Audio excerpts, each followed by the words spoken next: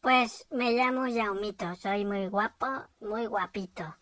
Cuando me peino, mi pelo es escasito, pero no me pasa nada porque soy feliz siendo calvito.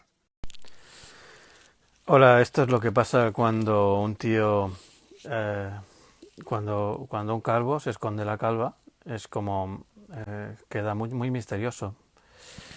Nadie sabe que debajo de la capucha hay una calva.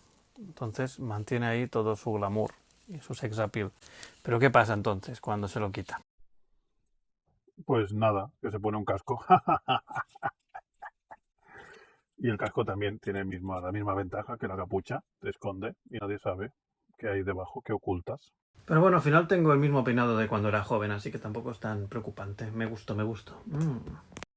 Y como no, la opción de dejarte crecer mucho la barba para compensar el hecho de no tener pelo, ¿no? Entonces nadie, bueno, sí, hay gente que se fija, evidentemente todo el mundo ve que eres calvo, pero como compensas con tanto pelo por abajo, bueno, no sé.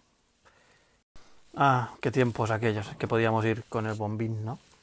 Y nadie, bueno, solamente en círculos íntimos sabían que eras calvo.